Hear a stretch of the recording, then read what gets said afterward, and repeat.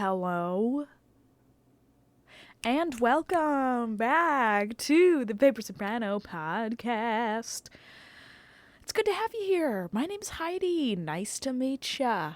Okay, if you're new here, wow, where have you been? Where have you been this whole time? What the heck, dude?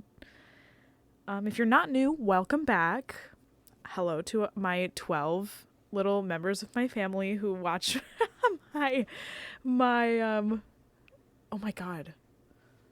Sorry, there was just so much wind outside. I think one of the gates was open. Anyway, don't remember what I just said. So sorry. If you're new here, this is kind of the flavor of the pod. So if you're not into that flav, then you can go order something else because this podcast is just... It just is what it is, and I do not judge it for being what it is. And I'm actually kind of nervous because I was thinking today, I was like, oh my god, what's it going to be like when I, 5 years from now, or 10 years from now, or 20 years from now, I listen back to these episodes, inevitably. I'm sure I won't ever listen to all of them because there's just too many of them. I did this for so many days. I've been doing this for so many days. But I was thinking, what am I going to think of when I hear myself, speaking in this way? And I kind of think that's, a really trippy thing.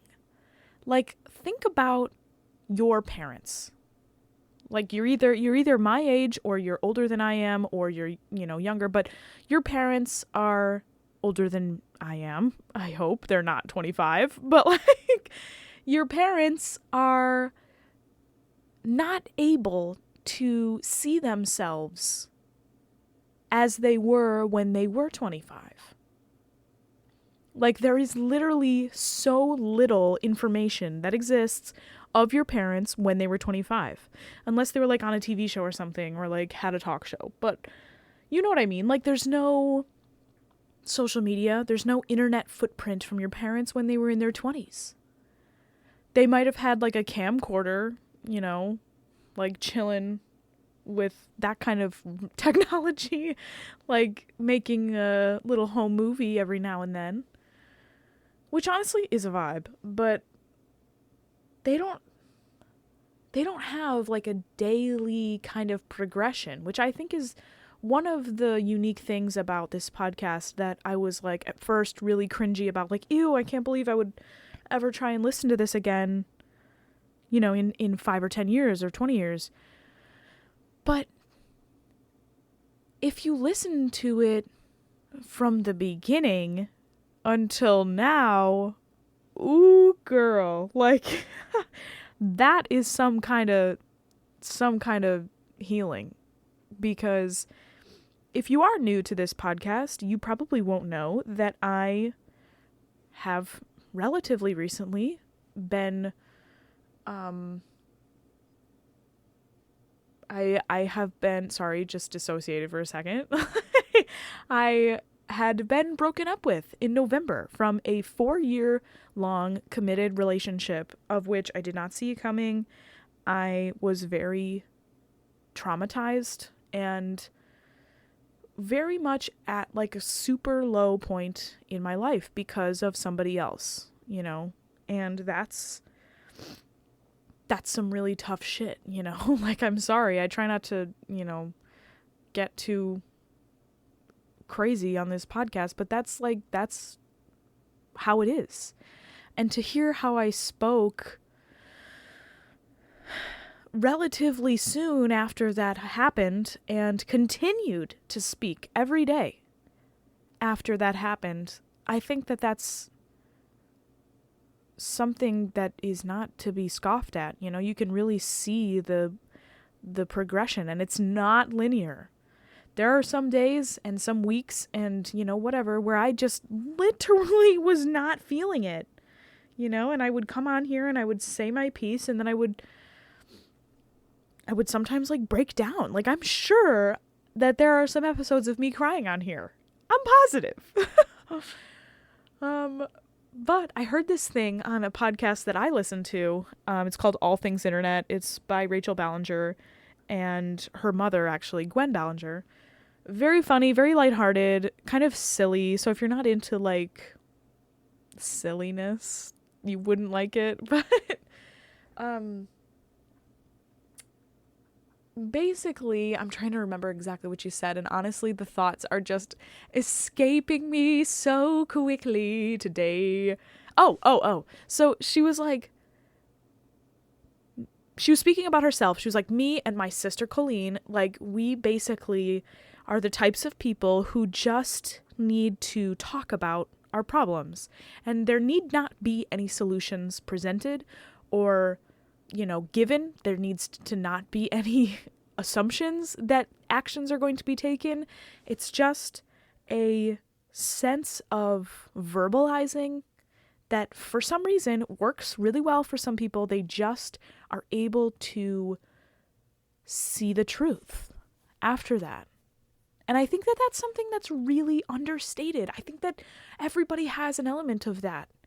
When you feel heard, when you feel understood, when you feel at peace with your current scenario and you're not creating alternate realities, you're not dissociating into other ones, you're not like using drugs to get yourself into another place or put yourself somewhere else mentally. When you're literally there going through it, you are trudging through the mud of your reality and just talking about it. It can be exhausting and it can be really not rewarding. But I tell you, dude, I'm speaking from someone who experiences it daily. It will help you to digest your reality, And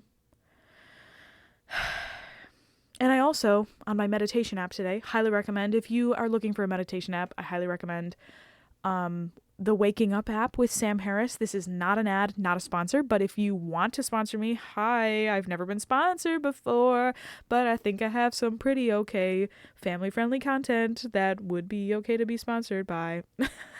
But, so, okay, Sam Harris, it's just a really good app. I just use it literally all the time. He was just talking so much about, today specifically in my daily practice, he was like, yeah, you have to just look for who is thinking. Like, who is having the thoughts that you're having? Are they coming from you? Like, are they yours? Like, if they are, where are they coming from? Where do they go? Look at yourself critically and try not to have too many thoughts about your thoughts, because those are also just like things that are passing by, and it's hard to look for the thinker and look for you. Because like when I do it, oh my God, I get so freaked out. Like, it's so weird. I get so spooked. It's literally like I'm sitting there and I'm like, I'm picturing a mirror in front of me and I'm like, okay, I'm going to look at myself. I'm going to look at where my eyes are. That's got to be where my thoughts come from, right? My brain, my head. But then it's like, it kind of feels like it's almost the space behind my head. Like it's not with me. And then I'm like, well, no, it can also kind of be like above me or like in front of me. Like it's just space. So to think about those thoughts as a part of me is kind of strange, because they do just literally come and go throughout the day constantly. And his whole idea there is like,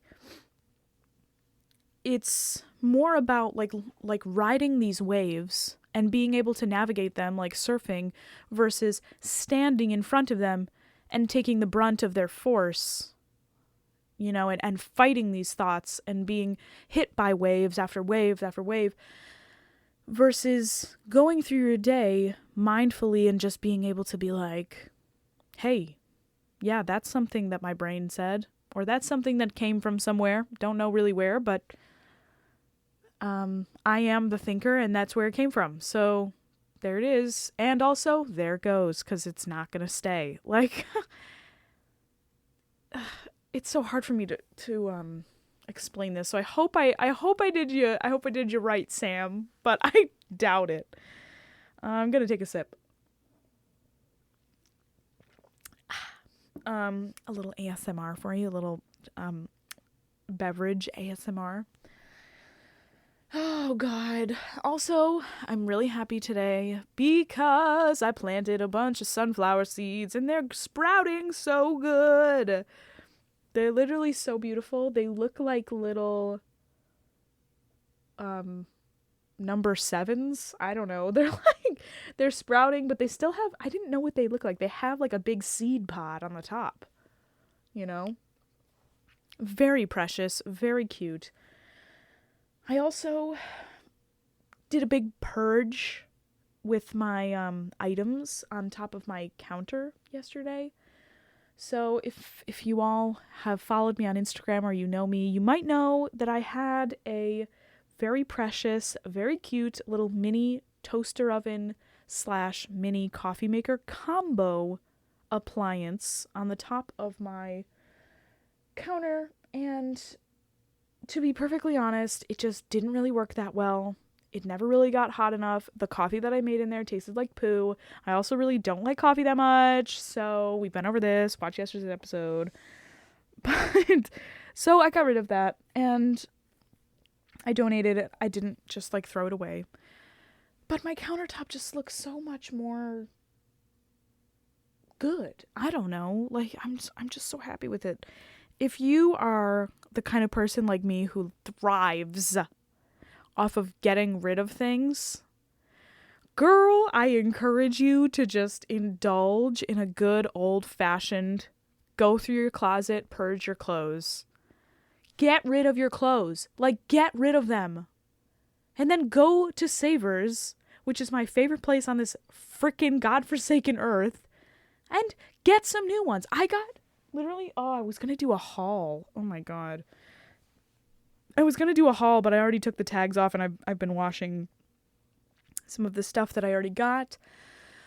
But I got one pair of pants. I got like 3 pairs of leggings. I got 2 cardigans and like 3 shirts, like just like not necessarily like t-shirts, but like blouses. And then I also got these 2 really interesting ceramic things that I'm going to put plants in, all for like $63. Now, let me just remind you, these are women's clothing pieces, pants, cardigans, shirts, all these things. And I spent $60-something total. Just let that sink in. I refuse to pay full price for clothes. I think it's a scam. I just think it is. I'm sorry. But yeah. So yeah, you guys, I don't necessarily have a ton of things to update you with today. Today has kind of been a poo day. It's been like the 3rd rainy day in a row here on gross ass Long Island. So it's been kind of lame, and I've been just chugging along. It's Monday. The second to worst day of the week. Sunday is the worst. You can argue with me, but I will not change my mind. Sunday is worse than Monday. That's just the facts. Okay, so let's get into our everybody's favorite segment. Oh, I have this little piece of paper in the book right now as a bookmark, and it's actually a like laboratories card, bioreference.com. Like, I have to go check my most recent COVID test results, just 2021 things. Oh my God, yes. Ooh, girl. Excuse me. So today, on our favorite segment, which, if you're new here, is entitled Minute Sketches of Great Composers, we have ya boy and mine, Gaetano Donizetti, and his subtitle is A Manufacturer of Operas. You love to see it. So he was born 1797, died 1848. Let's get into it. Ooh, girl, like the one-hoss-shay in comparison with the Rolls-Royce. We're going to have to look that up. I do not know what a one-hoss-shay is, but Donizetti's old-fashioned operas have, for music lovers today, a charm that is more floridly historic than musically appealing. He wrote so quickly and fluently, with a shrewd eye cocked upon the barometer of public opinion, that his facile output escapes lasting fame by its very volume. His father, a weaver, ooh, cute, ambitiously destined him for the law from the moment when he uttered his first wail in Bergamo, Italy, November 25th, 1797. But he continued wailing as soon he learned of the profession that has been selected for him, even going to the length of donning a uniform to escape the woolsack. First, however, he persuaded his father to let him study harmony with Padre Matteau in the nearby town of Bologna, using church music to his parents' annoyance as a stepping stone to the stage. His army career was enlivened by the production of one opera after another until 1822. His Sorede e Granada so captivated the public that they carried him in triumph through the streets of Rome, crowning him with laurel upon the steps of the Capitol itself. His honorable discharge from the army followed inevitably. Oh my God. Okay, fine. Both he and his friend Bellini were pupils and imitators of the greater Rossini, and in the 30 operas Donizetti reeled off prior to 1832, there is no touch of originality. Oof. But the 7 that survive out of his total output of 70, La Fille du Régiment, Don Pasquale, Lucia de Lammermoor, I can never pronounce this one, Elixir, Elixir of Love, Lucrezia Borgia, and La Favorita and Linda have grateful, vivacious melodies, brilliant if somewhat disconnected solos, and a certain dramatic power that are characteristic. His facility he envied by writing the opera Il Campanella di Notte in 1 week's time. Damn. In order to save a tottering opera company from bankruptcy. The 4th act of La Favorita he composed in 4 hours. I'm a little bit triggered by this, I'll tell you why. When the friend with whom he was dining went out to party, leaving Donizetti over the coffee cups, and returned at midnight to find him still there, eager to sing the aria he had just finished. Further triggered. Concert tours, his work as director of various conservatories, and constant composition wore him out. Same. Paralyzed and insane, during his last years, he greeted visitors with the startling announcement, "Poor Donizetti is dead." Oh. On April 8th, 1848, his anticipatory statement was realized. Dum dum ba. Okay, first of all, we have to look up one-hoss-shay. I'm sure it's some kind of like horse and carriage nonsense, but we just must know. Hoss and shay, the one-hoss-shay. One-hoss-shay. Yes, okay. So it is spelled in this book one Hoss, shay. But here, I guess it can be, oh, it might be an accent thing, which if it is, oh boy. But yeah, it's a one-horse shay, one horse. But I don't know why they would say one hoss. Maybe it's an English accent thing? I don't know. But, yes, a one-hoss-shay in comparison to the Rolls-Royce. I feel strange saying that. I don't know why. All right. The thing I was kind of a little bit grossed out by was, this is not, from my experience, and I don't know much, but this whole, like, writing an opera in, like, 15 frickin' minutes, like, I feel like that's not super uncommon with these guys, and I exaggerate 15 minutes, but, like, the fact that he wrote the 4th act of an opera in 4 hours, and meanwhile, me over here trying to desperately memorize, like, an hour-long opera, and like it takes me weeks and months, and they're just churning them out, like writing them, like creating them, and being like, yep, there it is. I was writing this at a coffee shop. No problems here. Like, I'm sorry, what is that? Woo! But you know what? It's a little bit not fair for me to compare myself to Donizetti, okay? Ooh, and we've got a good one tomorrow. Oh my god, I looked ahead. I feel like I just cheated a little bit. But I looked ahead and I can't wait. Okay. So, I'm going to make some sushi. I've got some rice in the rice cooker right now, and I've got some little seaweed wrap thingies and some cucumber. So, we're going to live our lives. And thank you for listening. I hope you had a nice time here chatting with us today. And if you did, you can go ahead and subscribe. You can become one of our 12 family members who listens religiously if you want. No pressure, obviously. But if you also wanted to, you could like this video, no pressure, or comment if you have something to say. And yeah, I hope you have a wonderful morning, afternoon, evening, or night, whenever you happen to be listening to this podcast. This, of course, is the Paper Soprano podcast, and I am your Paper Soprano, Heidi. I just had a burp, but you didn't want to hear it. Okay, people. Okay. Why did I just age like 70 years? All right, gotta go. I'm hungry and I need to practice. Love you, mean it. Bye.